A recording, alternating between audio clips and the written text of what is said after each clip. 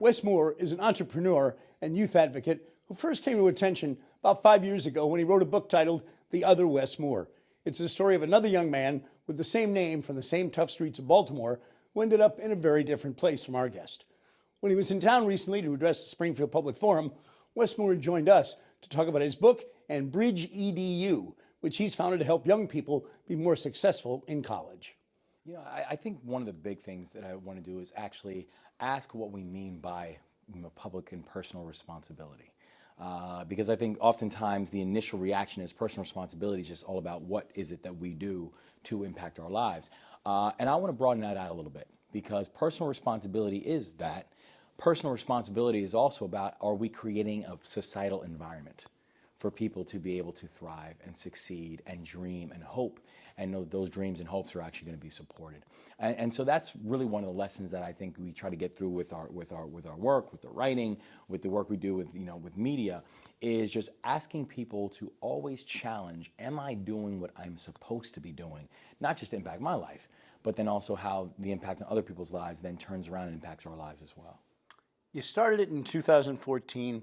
Tell us a little bit more about BridgeEDU. It seems like such a simple idea, but if it is, how come nobody's done it before? You know, help kids get into college, get comfortable, get started, get going to success. Yeah, it actually started with some conversations actually with the White House, where they're saying, you know, we're doing a much better job nationally of getting kids through high school. So 80% of kids right now who start high school will actually finish high school. And that's pretty dramatic when you consider the fact that 2 decades ago the number was 64%.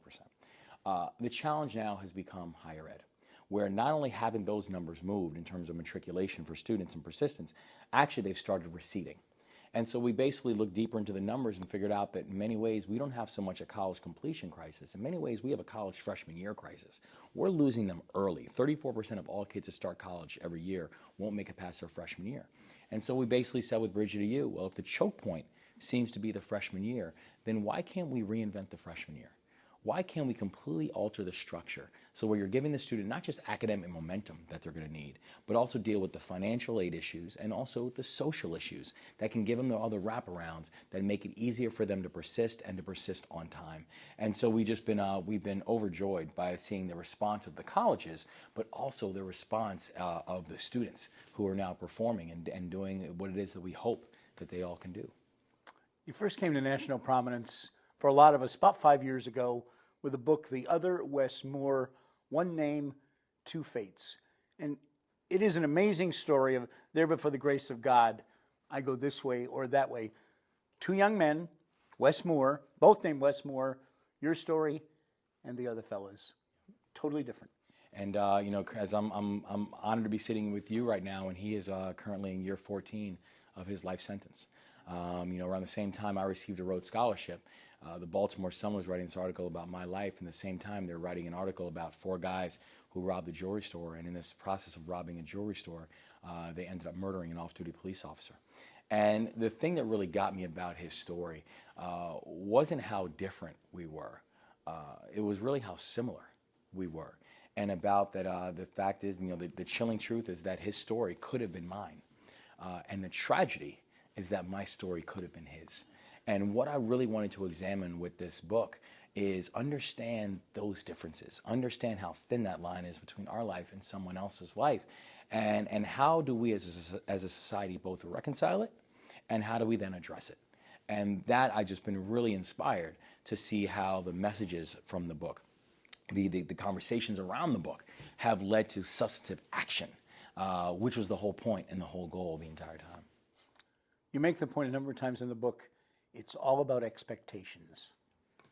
I remember once having a conversation with Wes, and we were in prison, and I asked him, we were talking about Baltimore, and I said, do you think that we're products of our environments? And Wes looked back at me, and he said, actually, I think we're products of our expectations. And I thought to myself, he is absolutely right. That we are not products of our environments. We're products of our expectations. And someone once said to me, it's a real shame that you lived up to your expectations and Wes didn't.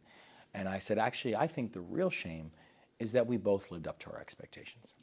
How we think about the expectations that we have of ourselves and how we think about the expectations that we have of other people, it matters. Because oftentimes we all become these self-fulfilling prophecies. And you know, we have a tremendous amount of gaps in our society, right? We have educational gaps, we have digital gaps, we have housing gaps, we have health gaps. But I think that the most nefarious gap that we have in our society is the expectation gap. Too often, we look at people and we decide for whatever reason, economic circumstance, skin color, background, whatever it may be, this is as good as it's going to get for them. And unfortunately, for far too many people, that's the reality. You know, part of the concept of the entire American dream that we buy in, that we believe in, that we invest in, is this idea that, you know, where you are born does not necessarily have to be where you will move on from. But unfortunately, for far too many people in our communities and far too many people of our society, social mobility has almost become a punchline. How we then grasp this idea of bringing more and more people into a conversation, it is going to matter, because I'm a big believer that we are never going to have an honest conversation about the future of our communities if only a slither of the population is part of the conversation, and we'll never have an honest conversation about the future of our communities if only a slither of the population is even being thought about in those conversations. And far too often, that's exactly what's happening when we're having these bigger, broader conversations about where we're going and how do we get there. Bottom line, and that's all critical, what you've said, is the biggest factor many times just having someone, parent, caregiver, teacher, someone in a child's life who cares and expects and demands the best from them. Absolutely. And it has to be real. You know, one thing, you know, we have a program, we work with kids involved in the juvenile justice system, and I remember speaking with a mentor. He turned out to be a very good mentor. And she was from northern New Jersey, went to independent schools her whole life, was a student at Johns Hopkins University. And she was saying, I'm really interested in working with this population. We work with kids involved in the juvenile justice system. And she's like, I'm really interested in working with this population, but I just feel like we don't know each other's background. I don't know where they're coming from, and they don't know where I'm coming from. And I remember one of our other directors said something to her that really stuck with me. He said, the only thing that I ask is that you're willing to be consistent.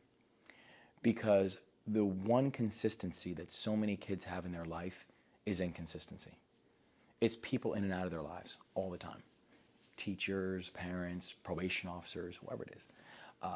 If you tell a kid that at Tuesday at 10 o'clock, I will be there, and at Tuesday at 10 o'clock you are there, I will take you 10 times out of 10 versus the person that lived around the corner from them or lived in the same house as them, and at Tuesday at 10 o'clock they are nowhere to be found. People need to feel like there is someone who has a vested interest in their future and a vested interest in their success, and so much of that means we need people in our life who are willing to be consistent. Wes Moore, congratulations on all you've done. Thank you for all you're doing. Safe travels. Thanks for coming in and spending some time with us, sir. It's my honor. Thank you so much.